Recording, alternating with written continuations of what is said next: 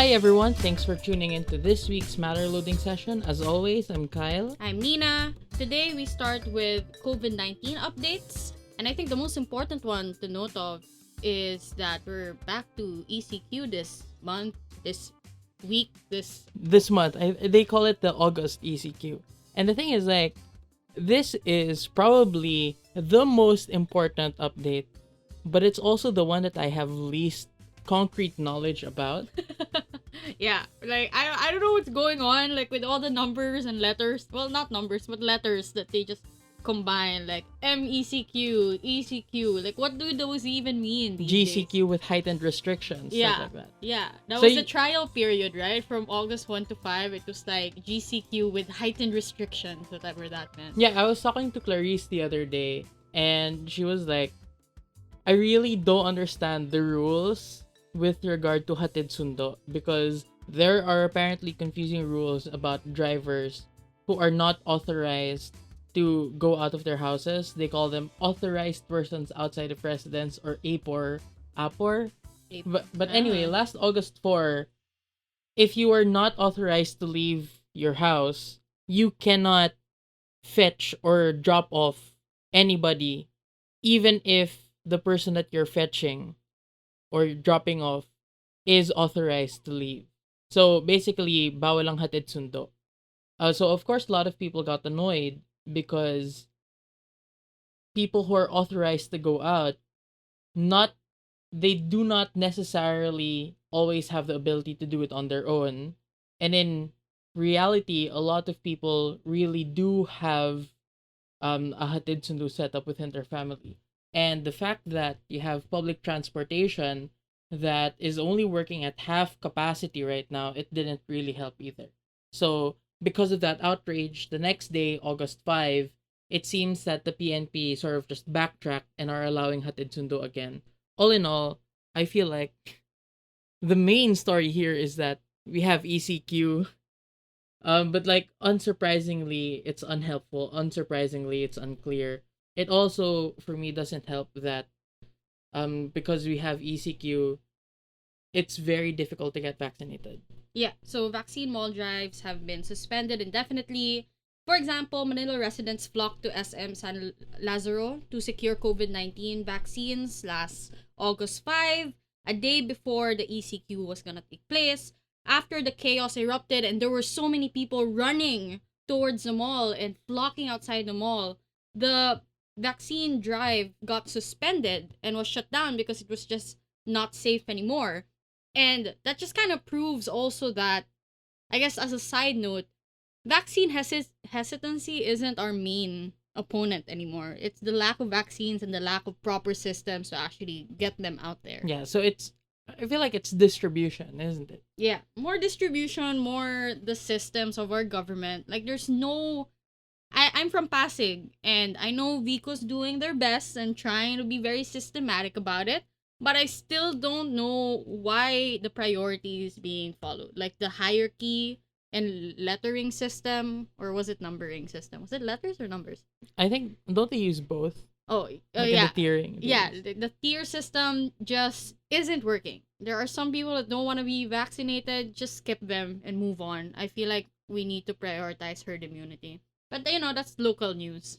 Yeah, and speaking of distribution, we do have some good news about COVID response, specifically vaccine distribution. We also have some bad news about it.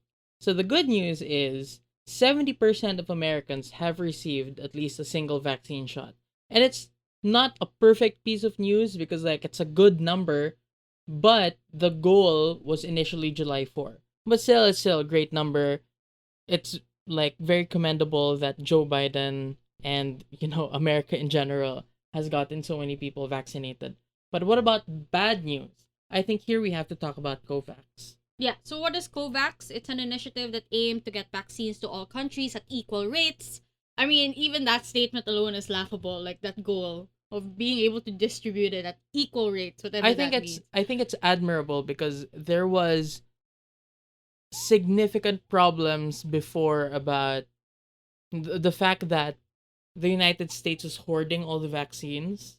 That's still a problem, though, isn't it? Yeah, but that's the reason why COVAX was so hopeful, that made people more hopeful before. Yeah, so it has good intentions. It's an alliance of international health systems and nonprofits, and on the whole, it's worth like billions of dollars. So, what's really the problem? The problem is, even though I think it's very admirable, they've struggled to secure doses of vaccines to most of its partner states. So now they're half a billion short of their target. Like, you really want to distribute, but you're half a billion short of the distribution target. The problem has also extended to the delivery of the vaccine. So the distribution was so slow that they had 110,000 doses of AstraZeneca that expired before they even reached the target country. And the problem with that is the shortfall is leaving poor countries behind, as you have, the Delta variant, the Lambda variant, um, that is making the pandemic even worse. So at this point, the success of COVAX was truly very crucial. So it's very disheartening to see it fail like this. But let's talk about why it's failing first, because this is a distribution thing. Let's talk about why the distribution systems didn't do as well as we expected them to. Yeah, so we already know that vaccines are available, but they're just not getting to the right people in time. So it's a bad prioritization problem. The method right now is to allocate vaccines in proportion to population size. And that seems like a good idea, right? Because the bigger your country, the more people you have, the more doses you'll need to be able to achieve herd immunity. You prioritize based on population because that's how the estimate is in terms of getting things done and actually making changes happen. But the problem here is that it forgets that different countries are at different stages of the pandemic. So it's not Yeah. just about the size, it's about like how the local governments are doing, how much progress is being made. Are people actually quarantining themselves? Have the governments issued lockdowns or have they issued travel bans? And some are countries with smaller populations but have had their health systems completely collapse. On the other hand, there are also questions of who really needs it. Because it's true, African countries have, on the whole, less vaccines. But they aren't seeing the really, really bad outbreaks in India and Brazil. So if it's a debate, think about whether you should prioritize the number of people who should be helped or who actually needs the vaccines the most based on local factors and government factors and political things. So it's weird because if you're giving it solely on the basis of population size, that really doesn't jive with what the public health experts use to measure the gravity of a public health situation. Because the public health experts, they look at things like the incidence rate, which is the percentage of the population with the illness. They look at the attack rate, which is the number of people who will get infected within a certain amount of time, and that differs or varies depending on what variant. Oh, that was a pun. What variant it is or how dense the population is. So if you look at the health system capacity, that could also be something that varies across from state to state. So you can give a government hundreds of thousands of vaccines of doses, but if they cannot administer them all before they expire, it's a lot of wasted resources. So you shouldn't really look at the total number of people in the country, and COVAX has really made it, clear that we should reassess our priorities with regard to vaccine distribution. But now, let's talk about some mixed. So earlier we talked about some good news, some bad news. Let's talk about some mixed news. So it's kind of weird actually because it's about Japan and its odd strategy against COVID, because Japan aims to control the Delta and Lambda variants through public shaming. So last Monday this week, the Minister of Health publicly named individuals in a press conference, and three persons were named and were said to have violated protocols, and they did not respond to the calls of the government officials, etc.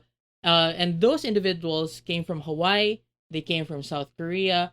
So the issue made it a bit contentious because all of them got tested and they were negative, but they were still publicly shamed because they forgot or failed to update the Japanese government about the results of those tests, and that's the reason why they got shamed. It's not even because they weren't being careful; it was just that they didn't really, you know, Update. update.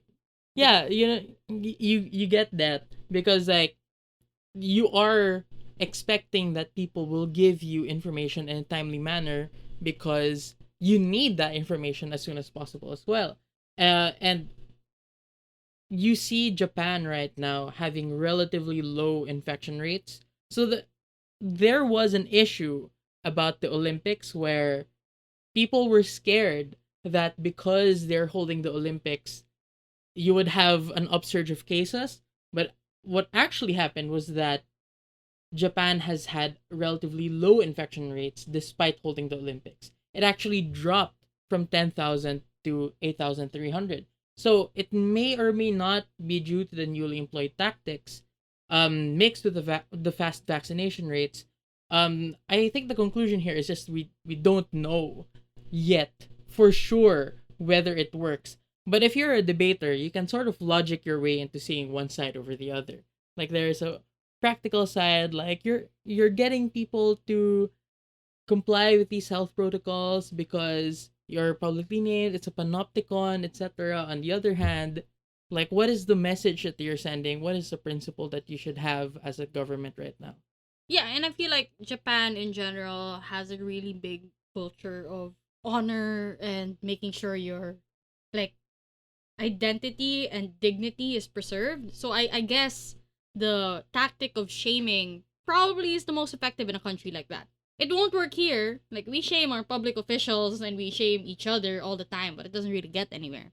So I guess it's context specific. So I guess we'll leave it up to you to argue about those. But speaking about shameless things, let's talk about Iraq and what happened in the 2003 invasion of Iraq. So I think everyone should know about this. Like thousands of different articles and different like pieces of art were stolen during the invasion of Iraq by the United States. So one of those things is the Epic of Gilgamesh and thousands of other priceless ancient objects that were stolen. And on Wednesday, the US announced it was going to return 17,000 archaeological artifacts to Iraq. And that's a big deal. I feel like that's something that might come up in a debate. If it doesn't, it's still something worthy of noting, especially if you weren't aware of the cultural stealing that has been happening every time the US puts its toes somewhere, you know? I feel like people are aware. It's just that they don't really know the extent of, the cultural stealing.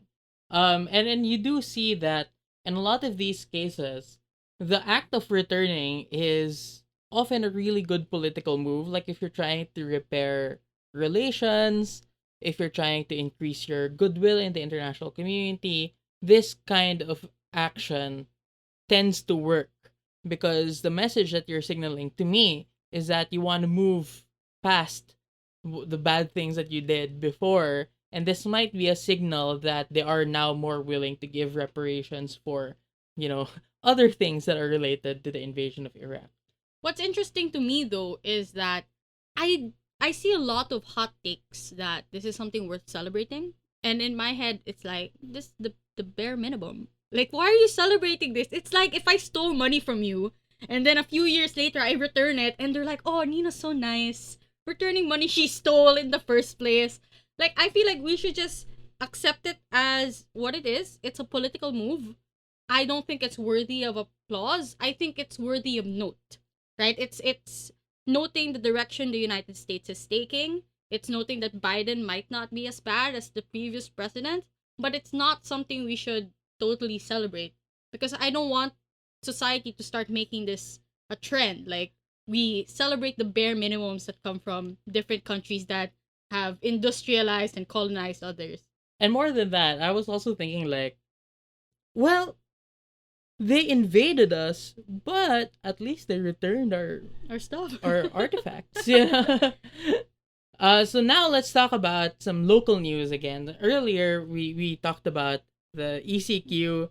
We didn't really count that as local news. I feel like That's a global COVID news. Yeah, COVID news. Whatever. That's COVID news. Let's talk about local politics news, starting with the alleged political harassment of Isko Moreno. So Isko Moreno is the mayor of Manila, and recently the Department of the Interior and Local Government, or DILG, issued a show cause order versus Isko Moreno for his alleged failure to implement the war on drugs in 2018. And the problem with that is he was not the mayor in 2018. the person who was mayor in 2018 was former President Arab, Mhm. Joseph Estrada. So a show cause order is basically a government agency or like a certain branch of government telling a certain person, hey, we have reason to believe that you did something wrong. Could you please tell us why we should not sanction you or try to discipline you? So that's basically what a show cause order is. Yeah, and what's funny about this was it was about a memorandum, or I'm not sure what it's called, like not a memo, but basically an order like, hey, we have a war on drugs, please do something about it. And it was released in May of 2018. And what's funny is it was released on the same day that Rodrigo Duterte appointed Isko Moreno as Undersecretary of the Department of Social Welfare and Development. So literally, this person could not have done anything as the mayor of Manila because they were not the mayor of Manila. They were assigned to a different department by the same president that wants to hold him accountable for something he did not do. And True.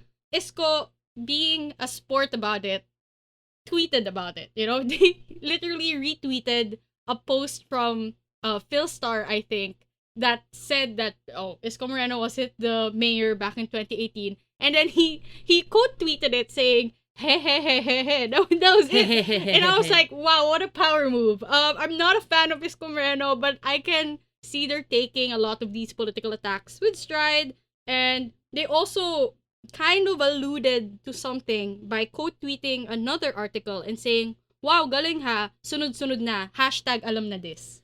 So I don't want to translate that because it will betray my lack of understanding of the Philippine language.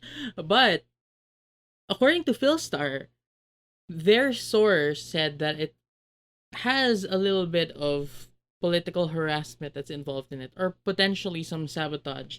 So it's interesting to see that Isko Moreno is basically like giving fuel to that like fire, like giving more to work on with that rumor that it's political sabotage or political harassment.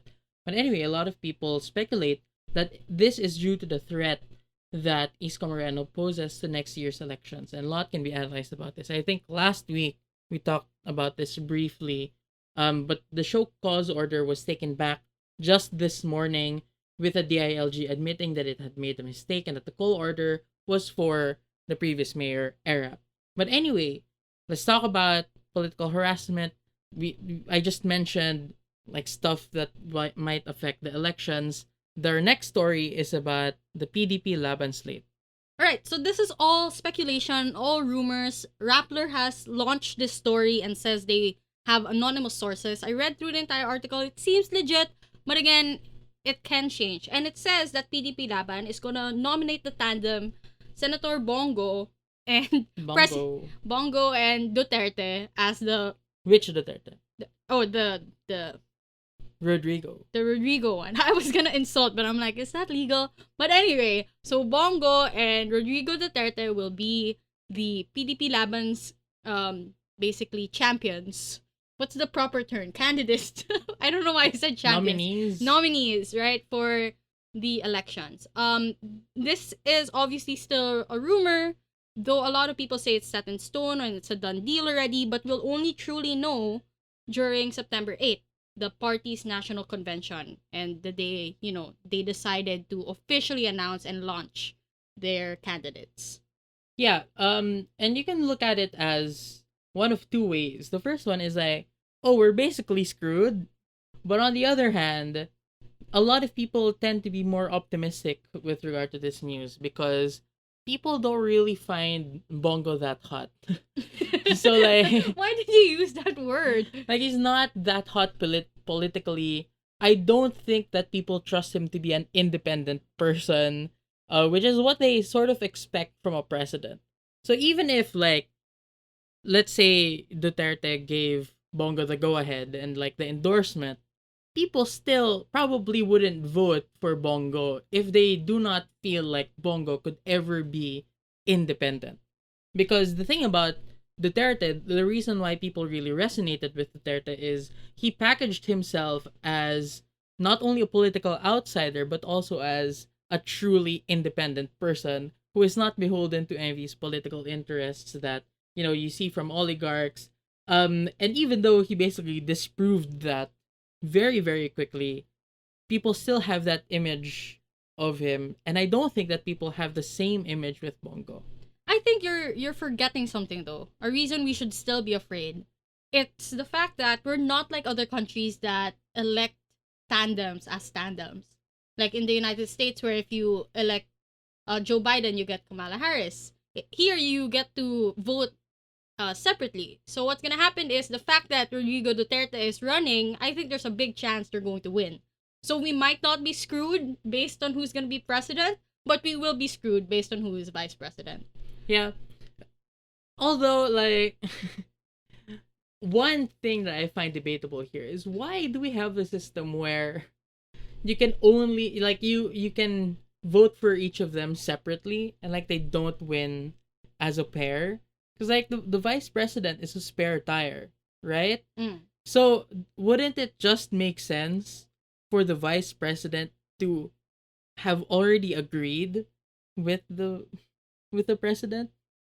I feel bad for not remembering this, but there is a interesting story as to why our system is like that.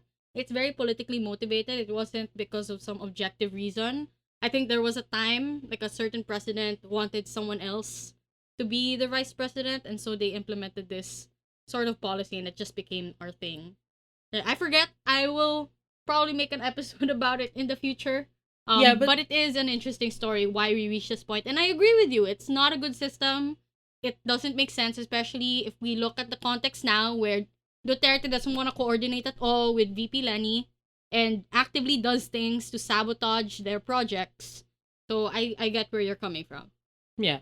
So anyway, our next story is about the Olympics.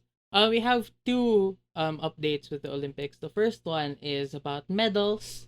So for I wouldn't say the first time, but it's a really refreshing sight to see that this time it's the Philippines taking gold and silver away from, from Japan.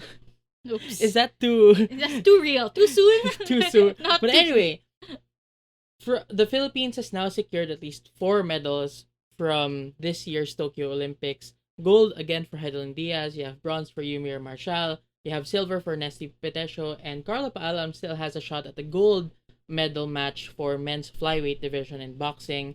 So I guess like this is a really fast story because everyone has already talked about how important it is from a nationalistic point of view to see your country be represented like in these really top athletes. But at the same time, you can sort of see like government and finance departments of corporations sweating right now because like oh my god, did we just really promise 50 million pesos to Heidelin Diaz and we're gonna have to pay donors tax on it according to the Bureau of Internal Revenue? Yeah, so I guess it's a fascinating story because it's also fun to see corporations like offering free things. Like it can be hilarious, like lifetime supply of air conditioners from this particular country and this particular company, and I guess they just have to, commit. And it's amazing that our athletes are doing great and that corporations have to suffer because of it. Like it's a win-win all around, in my opinion. Yeah. Well, which leads us to the next one, which is about Simone Biles. The other week, we talked about how Simone Biles didn't feel like she was up for it, and it was celebrated by a lot of people who were actually athletes, actually gymnasts. And on the other hand, a lot of people were saying, well, she's just a quitter. But really, what happened to her was that she developed the case of the twisties. And the twisties, I think that we can quote the Washington Post, which describes it as when gymnasts have the twisties, they lose control of their bodies as they spin through the air. Sometimes they twist when they hadn't planned to, other times they stop midway through, as Biles did. And after experiencing the twisties once, it's very difficult to forget because instincts get replaced by thought. Thought quickly leads to worry, and worry is difficult to escape. So if you look at, twisties, it's kind of difficult to understand, like, how big a deal that is because, like, you are several feet into the air and you're twisting and you're, like, running at a very fast speed. So if you really mess up and then you hit your head, you literally might die.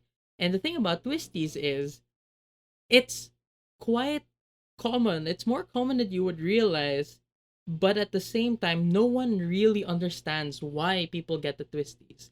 In other sports, they call it the yips. And the yips, just like with the twisties, they tend to destroy people's careers. Because, like, have you ever tried this thought experiment, Nina, where do you ever realize that you're breathing? All the time. I Like mean, yeah, when you realize you're breathing, like it feels so weird to breathe, right? So we're sorry if you're listening and then you go like, oh my god, I'm so self-aware about my breathing now and I can't really focus. So it's like that, but it doesn't really go away. And people don't know what causes the twisties. People do not know how to cure the twisties. People don't really know if it's a medical thing or a mental health thing. But anyway, people think that maybe what triggered the twisties was the fact that Simone Biles' aunt died in the middle of the Olympic Games, which may have been the cause. yeah, so I feel like we've talked about mental health last week. It's worth noting again that a lot of things go through the heads of our athletes, and they're not just there for entertainment. I also want to relate this back to our own athletes because there's a tendency for us to be ungrateful for the medals they win for us as well as what they do for us as a country and for the sport that they're part of. And I don't know why people butt in when they really can't. Like, they don't know anything about the sport. Like, I see a lot of hot takes and I'm not a fan of it. But I guess we can now move on away from sports. Not my comfort zone. Let's move to something that's a bit more of my comfort zone. Let's talk about fashion and beauty. And also hashtag girl boss. Girl boss, yeah. Hashtag girl boss. No, I'm not a news. fan of the girl boss vibe, but you know, like I respect it. Well, I think that this is truly hashtag girl boss, and not in the like weird way that we've seen before, where if you're a girl boss or a female CEO, The gaslight gatekeep girl boss. yeah, like you're stereotype. actually not good. Yeah, but anyway, like people are confused right now. It's about Rihanna. We're talking about Rihanna. We're talking about Rihanna. So Rihanna officially became a billionaire now, and according to Forbes, pop star Rihanna's net worth is an estimated 1.7 billion, making her the richest woman musician in the world. But her music is not her primary source of income, and her source of wealth. Sorry, income is wrong. We used the word wealth. Most of it is actually from Fenty Beauty. Robin and- Fenty. No, Robin Fenty is Rihanna's real name, so it's Fenty Beauty. Oh, You didn't know, now you know. Yeah, so it comes from Fenty Beauty as well as the lingerie line that she has, Savage X Fenty lingerie. And it's interesting because I feel like that industry isn't very accommodating to women of color. Yeah. And Fenty Beauty changed that by having the widest range of foundations available. Yeah. And it's commendable that someone managed to reach this wealth, though it's not really the first time we've seen someone reach this level of wealth with beauty products and makeup. Like we have Kylie Jenner, but it's different, and I guess more commendable because Rihanna really did start from scratch with this. And also, I feel like Rihanna. By the way, Rihanna is like the second highest paid female entertainer in the world. Who's the highest bid? Oprah. Oh, okay, yeah, fair enough. Who else could it have been? I don't know, Taylor Swift. Like it's realistic if you said Taylor Swift. Like I'd believe it as well. Oh yeah, I would have believed Taylor Swift as well. But yeah, it's Oprah. It's Oprah. Okay. Yeah, and you kind of see here that on one hand, you can make an argument that making any beauty product line is not feminist, right? Because you are imposing somewhat of a beauty standard where, like, as long as you have concealers, you're sending a message that, you know, acne scars or whatnot, they're not pretty. So there is a camp of feminists who do not like beauty products or the beauty industry in general and are less likely to celebrate this. But on the other hand, this is sort of like a more intersectional success story for a female businesswoman. So anyway, But there's also an issue there about wealth accumulation in general. Like even if this billionaire is a person of color, even if this billionaire started from scratch, there's still a billionaire, and there might be some ethical concerns with accumulating that much wealth when it could have gone to someone else. yeah, and I remember the catchphrase, which is there are no ethical billionaires. Yeah. Like, how ethical was Rihanna really in order to get that much money. Like, in order for anyone to make a profit, right? Like, the simplest way to explain this, and maybe to radicalize people, the simplest way to explain it is the only way for an employer to make money, or for a capitalist to make money, is to make a lot of revenue from a product or a service that they're selling and not give that same amount of money back to their workers. So there is some level of exploitation all around. Yeah, and even if you charge properly and paid your people well, you pass the burden on to someone else, which in this case would be the consumer, right? So Yes. the consumer is paying really high fees for these products. I remember I still have like a Fenty lip gloss, and like, Expensive ba yun? yeah, it's super expensive. When I went to the US, I went to Sephora. You know, curious me, my mom was with me, and I was like, oh my god, Fenty Beauty. So I bought the lip balm. I forgot what it was called. And up until now, like every time I put it on, I feel like I'm putting literal like dollars on my lips. Not in a good way. Like I barely use it because while it's a really good product, I feel kind of dirty having something that luxurious. Oh. Yeah, you know, like it reached that point where I can't enjoy the luxury that comes with I it. thought it was because of the fact that during the pandemic, you've seen that the sales of makeup, specifically lipstick, decreased. Yeah, I mean that's also an interesting fact. Like fun fact, a lot of products right now that are related to lips and like the lower part of your face in general aren't selling that well, and it makes sense. Like why would you put lipstick on if you're just gonna be wearing a mask? But the trend is going upward again. I checked this morning, and my theory, this is just a theory. My theory is that people in Zoom calls and TikTok, like makeup is becoming a thing again because people have been selling themselves out as influencers and content creators.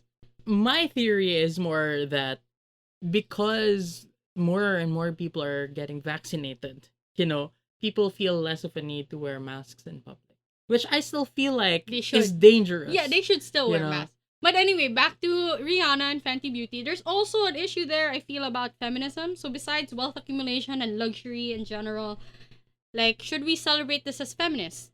And I feel like, personally, it's a mixed bag for me. I would say yes, because we rarely see women of color be very successful in the field they decide to go to, especially when it's something that has been gate kept from women of color for so long. Like the beauty industry is mostly white, and most of the famous beauty gurus are uh people of that skin tone. So I feel like, worth celebrating. Why not? And it's not like we can't hold these people accountable. We can celebrate the fact that they are successful women of color, but call them out if they borderline abuse. And yeah. like in the future, if there's an article that comes out that they've been using sweatshops, then obviously our position will change, right? Mm-hmm. But for now, why not celebrate?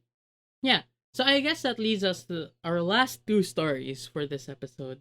The first one is something that Nina and I both really like. Nina likes it because it's international relations. I like it because there's sort of a law angle to this. And the story is that the United States is now offering refugee status to certain people from Afghanistan. So the US State Department is now offering refugee status to Afghans who assisted the United States during the war in Afghanistan. So this would include, individuals who worked for news outlets, who worked for medical services, non-government organizations or NGOs.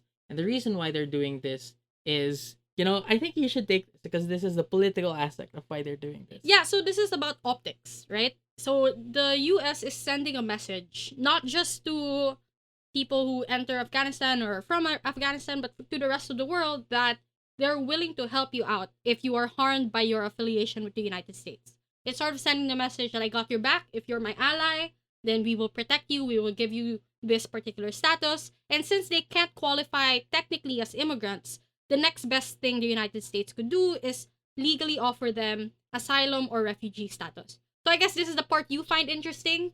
Kyle, what is refugee status? Why is it so different? So, refugee has a specific meaning under the UN Convention on the Status of Refugees. I could make a story about the refugee theorem in the Olympics here, but let me just talk about refugees in general, how to define it.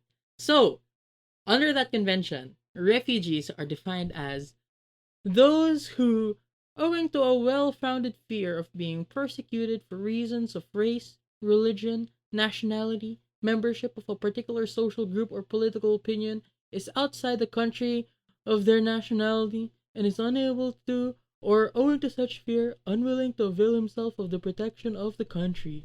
And that's just the first sentence of that. Oh. Like I was reading it and I didn't even like it. Cuz that's a problem with a lot of these legal instruments. It's kind of hard to read.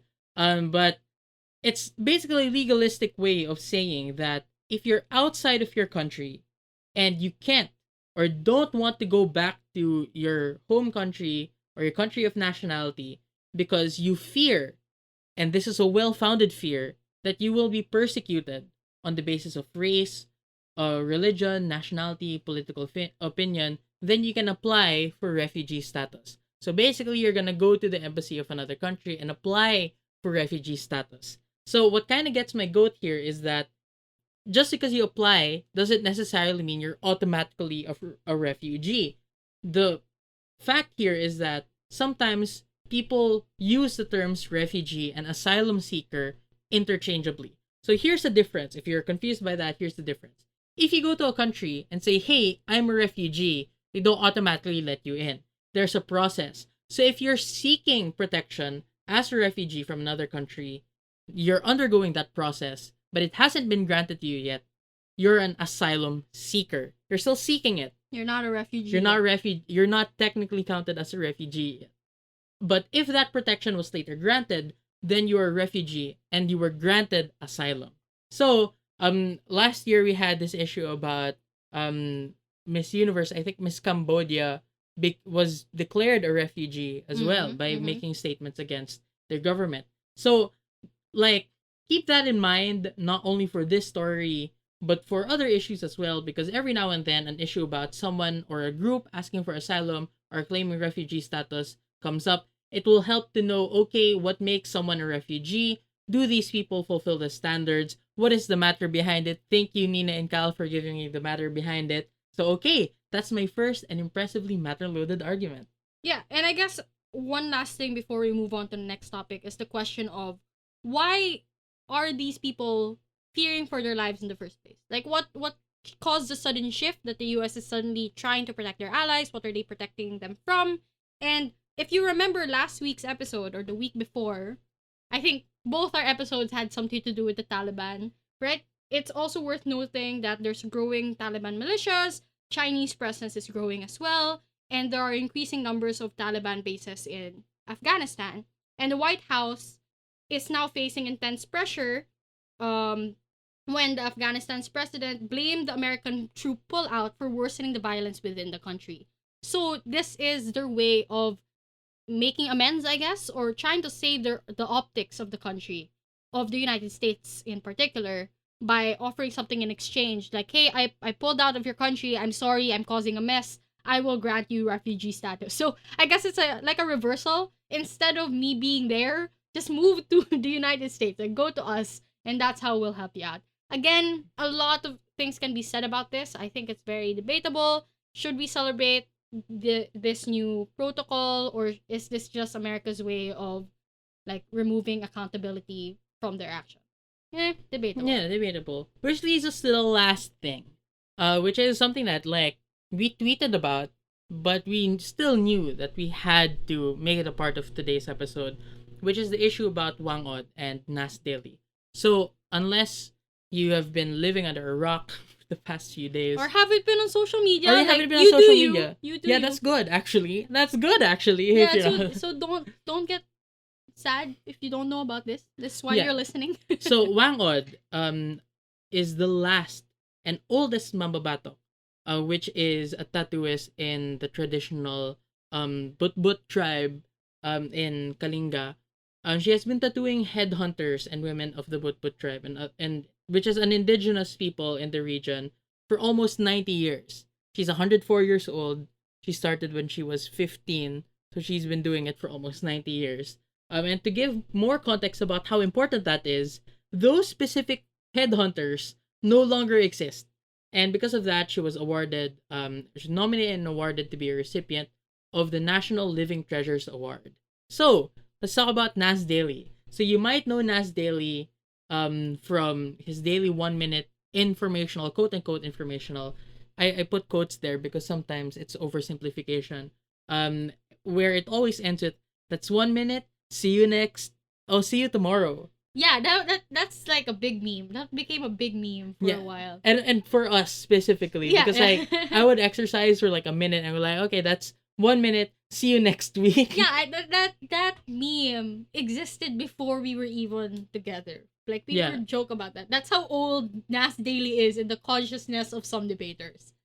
Yeah. So anyway, Nas Daily has branched out in the form of Nas Academy, which is basically like masterclass, except it's controlled by the Nas. Yeah, so basically it offers lessons and activities to help people in their vlogging, their social media careers, etc. And one of those courses was called the Ancient Art of Tattooing, which was placed under the purported Whang Academy. And this was problematic because apparently she did not consent to the masterclass. Actually, I've heard two different versions of this story.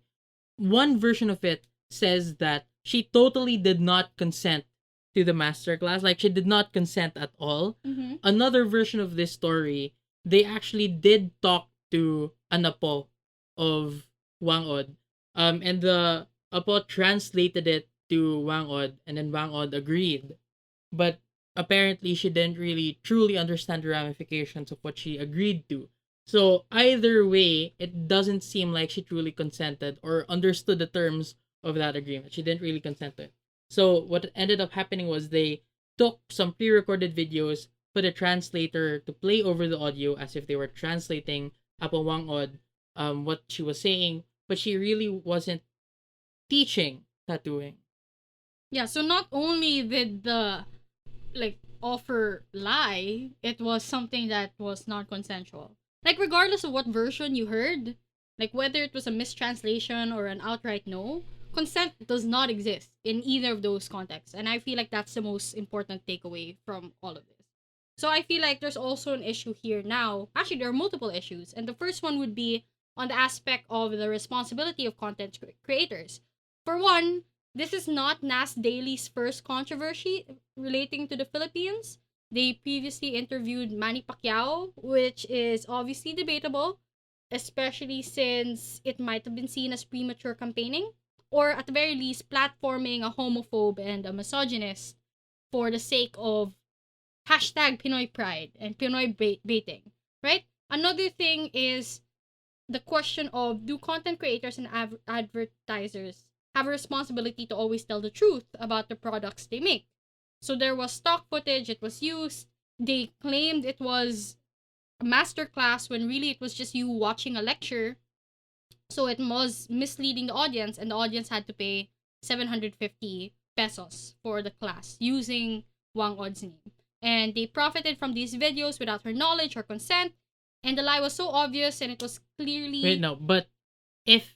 The thing here is, I feel like it is a spectrum, right? So if the lie is so obvious, right? There's no possible way to justify why anyone who would be like a reasonable person would ever really believe that. So you see an advertisement like Old Spice body spray, but you don't really believe that the smell never dies, right? Mm. But I feel like there are grayer areas here. Like one of where the claims are semi-realistic, it's sort of debatable. So if you look at Belle Delphine, well, Belle Delphine, where remember I feel like some of our audience is too young to be knowing who Belle Delphine is. No, Belle Delphine is, how do I describe this person? She's a content creator that makes a lot of satirical material and kind of trolls the internet by being the stereotypical quote-unquote Twitch top, right? Like selling their bodies, like the type you see in OnlyFans. And she does have an OnlyFans. Oh, she does have an OnlyFans now. Okay. Well, nothing against those type of people, but the thing about Belle Delphine is that they were a special kind of content creator. They actively tried to see how much they could get away using their looks. and one of that things is the bathwater incident. The bathwater It incident. sounds intense, but that's what it is. Like, she bathed in a bathtub and then individually packaged the water that she bathed in and then sold it, and so many simps bought it, and then they were microscopically testing it Yeah, for they were testing it. Yeah. dead skin cells. And I remember there was an issue where someone wanted to sue her because there was nothing in the water, and it's like, you didn't bathe in this, you falsely advertised. Yeah, so in those cases, it's more of a gray area, right? Because on one hand, people sort of didn't like that they might have been misled, like they sort of felt like they were lied to. But on the other hand, people said that it's kind of okay to troll your audience, especially if they're objectifying you. At least like make it a part of your hustle, and that in itself is quite debatable. But it's not related to Wang Od. It's just there to illustrate, like the different situations in which withholding information from like your audience or someone who's going to buy stuff from you, like might be strategic or might be ethical. But in this case, I feel like it's a bit harder to justify because you're not only trolling your audience, but also putting someone in the crossfire. And that person happens to be from an ethnic minority. So there is this concept called buyer beware, which is if you buy something like something was advertised to you and then you buy something, you have to beware that it might not be all that. It might not be everything that was hyped out to be. Businesses usually make exaggerations in order to sell their stuff. And in fact, in the civil code, it says that these usual exaggerations in the course of trade are not considered fraud. They're not fraudulent because it's just something that you would expect a salesperson to do. But there's a difference between exaggerating a claim and outright exploiting another person, which leads to the next issue I think here, which is preservation. So the main pitch of NAS Academy was that, look, we don't want to let this culture die. We want to pass it on, and that's good. But we have to recognize that the commercialization of indigenous culture is often not friendly to indigenous peoples themselves. And even in the best case scenario where you do get more awareness, like let's say a lot of people did buy into it and people learned more about Mambabatoks and stuff like that. Are you giving them the proceeds? So it looks like NAS Academy didn't plan on giving Wang Od or her family or her community the money. Or if they did, we weren't really sure if it was an equitable or justified like profit sharing thing, right? I would say that if it actually looks like she didn't sign a contract at all, or even in the best case where like an apo translated to her, the question here is how can we make sure that the apo understood the terms of the contract as well? So it might not even be a translation thing between the apo and Wang Od. It might be a translation thing between the legalese document was shown before the apo and the apo. But we don't know that. We don't know that. Yeah, but my take on this is that even if there was like equitable sharing, like assuming Wang Od got a lot of money from this, are we okay with the fact that a culture will continue to spread by people not from that particular culture? Right? Is it still their culture if a white person starts doing it and majority of the people who do it are past colonizers?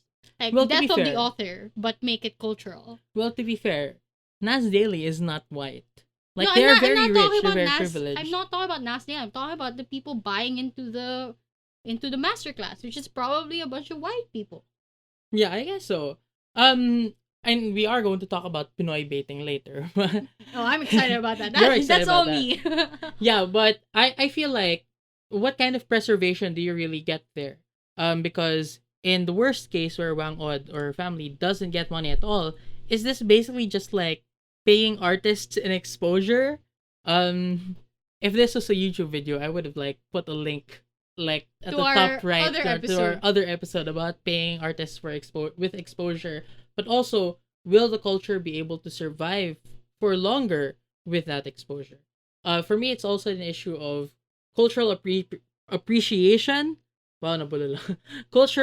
Cultural appreciation One word at a time. versus cultural appropriation. Hey, you said controversy earlier. Yeah, I did. Yeah, so where do you draw the line between appreciation and appropriation? And in my opinion, the line should be drawn where consent exists or not exists. So let's take a look at fashion. In fashion, there was a lot of controversy about the appropriation of Aztec art.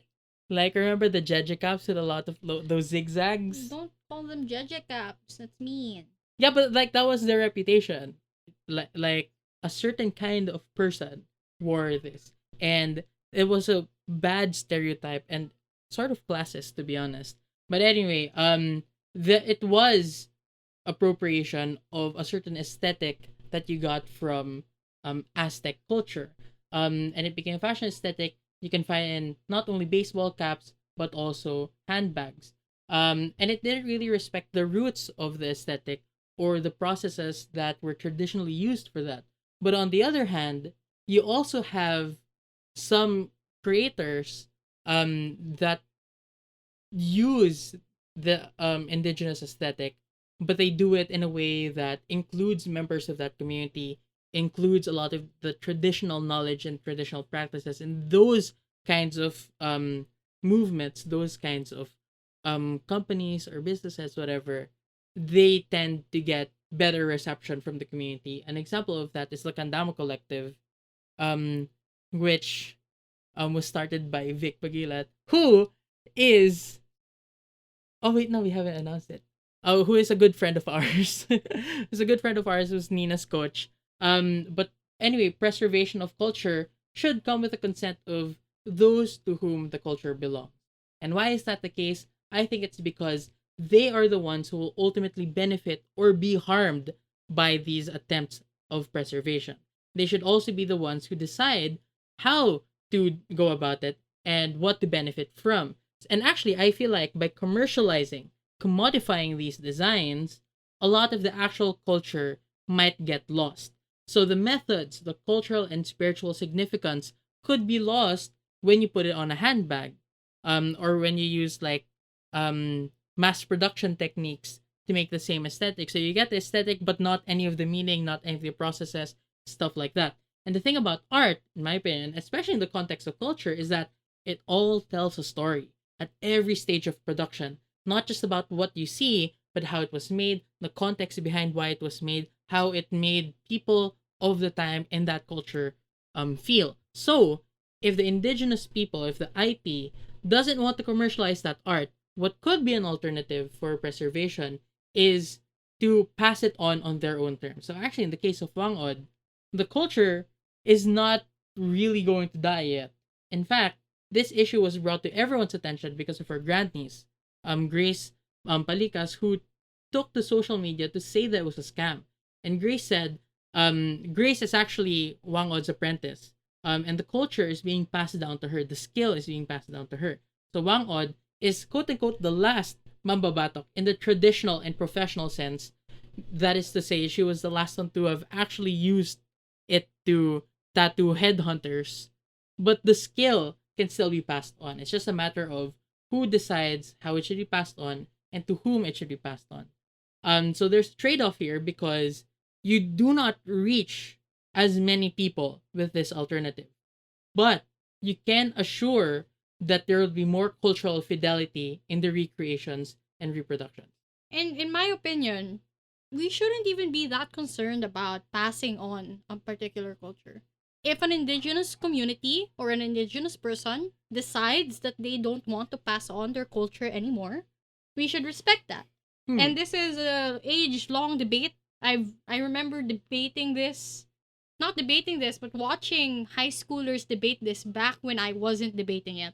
Like when I was still observing debates to see if I would be into it. And they debated about whether dying languages should actively be preserved, right? Because sometimes cultures just naturally die, and they die on the terms of the people who use that culture. And we should respect that and not force them to proliferate a culture if they're tired of it or if it no longer suits their needs as a community. Yeah. So again, it all comes back to Consent. Consent, right? But that is still debatable because, like, a lot of people could hypothetically um learn more about particular cultures, and with that knowledge learn how to be more respectful, or learn like just like the general curiosity that we have, where you want to know how people from before lived. And like, I feel like this could potentially be a solution to a lot of sort of white superiority or something like that. Um, White supremacy, like these feelings of white supremacy. Like before, you had these ideas about like, oh, because we do not know how to build pyramids, it must have been the aliens. Oh, you're right. That's the thing. Yeah, so if we had preserved the cultural knowledge behind how these things were made, or how these pieces of art were made and why they were made, it might dispel these future misinterpretations or false assumptions that it might have been the aliens. They were doing this in order to worship the god of death as they killed their enemies or whatever, like those things that you do not like really like hearing because it seems to be misinformed. You should be able to fix with this like more knowledge. So that is another trade-off that like you need to look at there. I'm not a fan of that argument though, like no offense, because it assumes the culture needs to adjust to the egos of white people. Like if anything, I feel like we should not be preserving things just to protect ourselves from the white man, right? The white man should adjust and stop thinking that things that are unfamiliar are created by aliens. That's an easier fix. Is it an easier fix though? No, I mean it's obviously not easier, but why are we victim blaming? We're basically victim blaming a culture for not being preserved. Like yan tuloy, na-oppress ka because you didn't preserve yourself. Like it's not their fault and it's not their obligation. If you didn't want us to oppress you, you should have told us that you weren't you weren't worshipping aliens. Like, yeah, that's the vibe I get. But anyway, speaking of cultures and the consent, it's also about intellectual property rights. And I feel like the Wang Od issue also shows a lot of this because they don't have a lot of copyright protections because the authorship is unknown or unknowable, although we're sure that they belong to a particular cultural group. Like, does Wang Od own the Mambabatok culture? Like, not necessarily, but at the same time, we know deep down that it's theirs. But there's no patent or legal paper that says it's purely theirs. Yeah, so you would see like the design, the aesthetic is clearly from the But that particular piece is not directly attributable to Wang Od or something like that.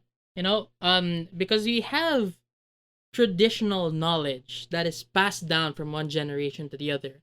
And you can't just apply intellectual property rights law that we have onto that knowledge, because our intellectual property rights system is based on this concept of authorship.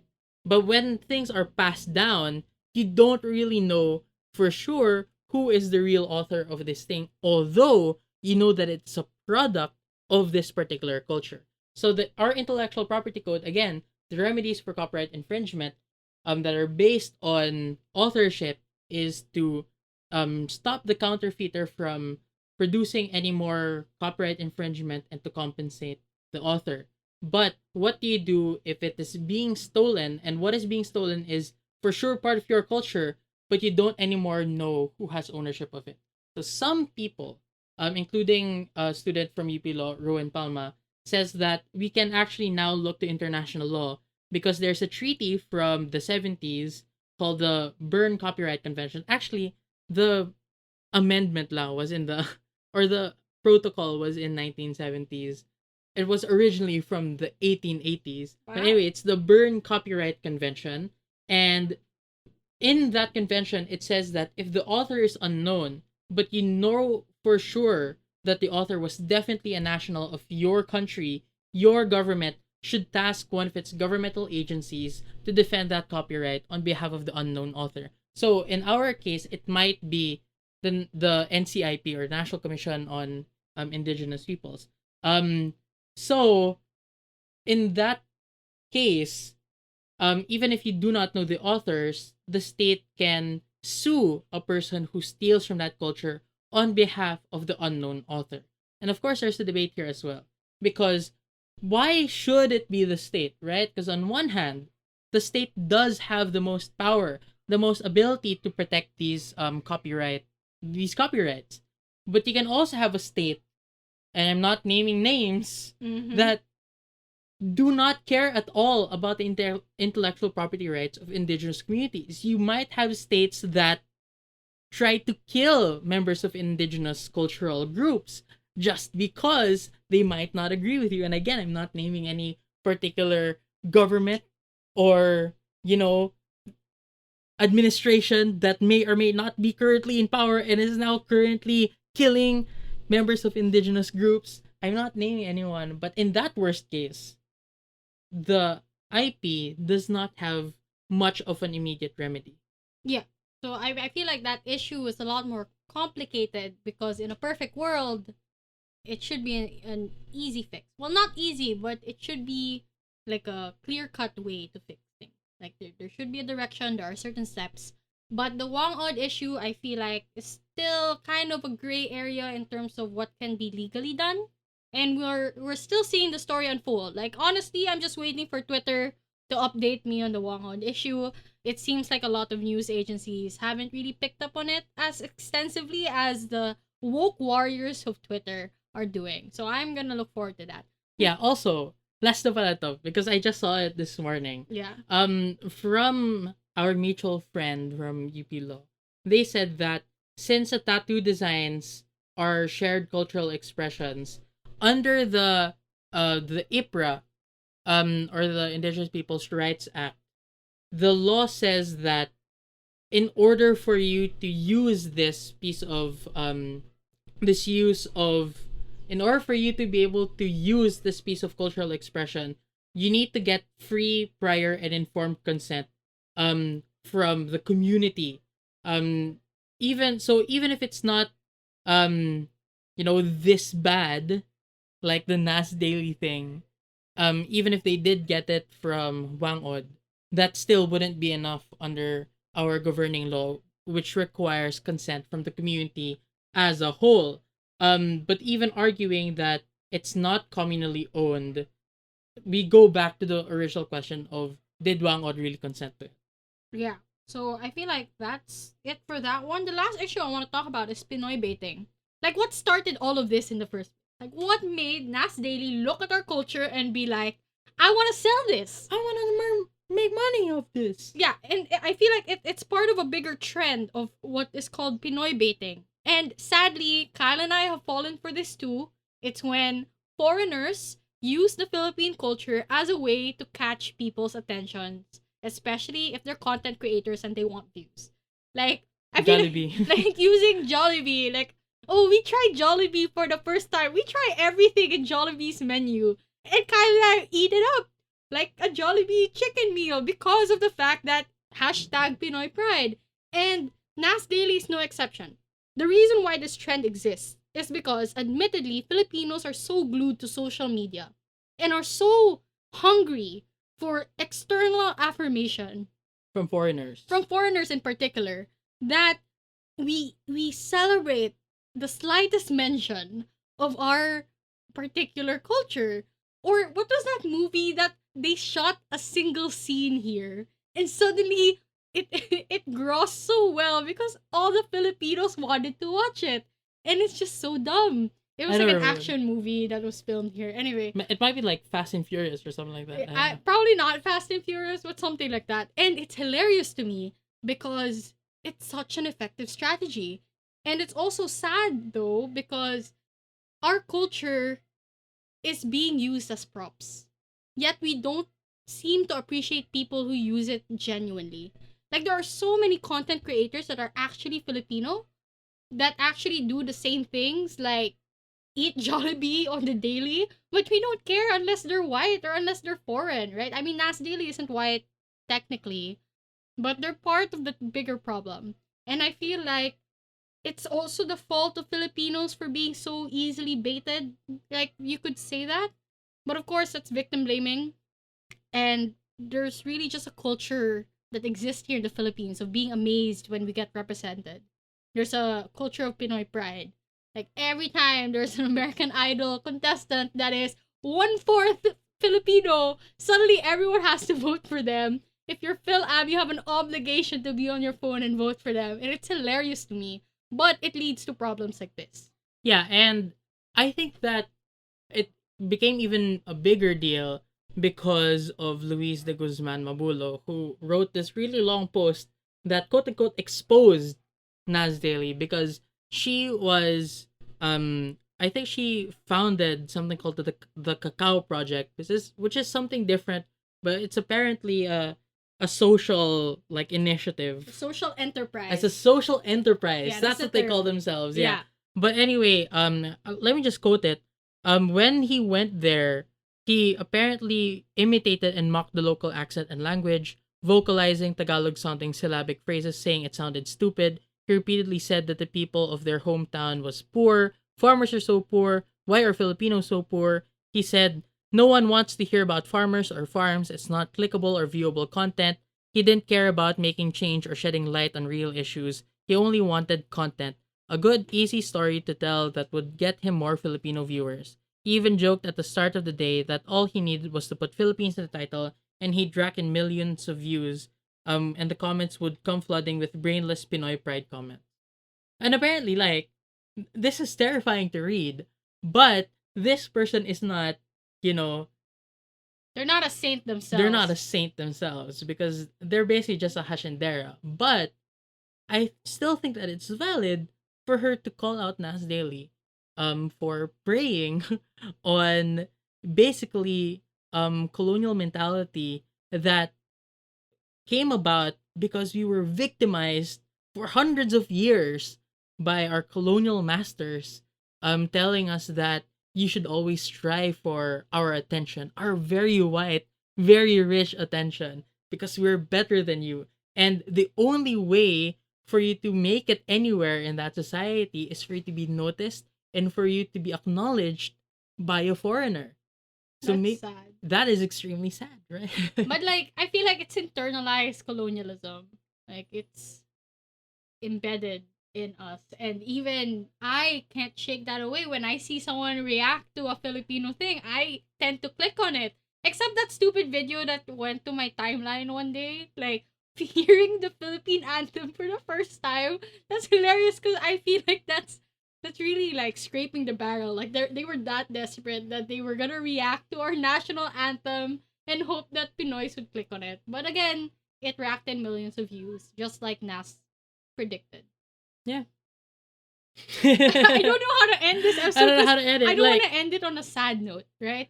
But that's just how the news is this week. It seems like a mix of pessimism, especially for the Philippines. Like we have announcements like the PDP Laban slate, Isko Moreno's political harassment. We have our COVID situation of ECQ, whatever the letters are. that wasn't even like 80% of the news that we read this week. Yeah, I feel like being Filipino is just so tiring. And every week there seems to be something depressing to talk. But, you know, we sum it down for you. We will read all the depressing things for you. Along with Jay. Thank you again, Jay, for writing this episode for us and with us. But Good luck tomorrow as well. yeah, good luck tomorrow as well for PIDC. Like This is for everyone who's listening because they're coming for PIDC as well. yeah, and if you're not cramming for PIDC and you're just really interested, if you're not from the Philippines, thanks for taking the time to listen to the last parts. Because I know it's very culturally nuanced. It's about a Philippine issue.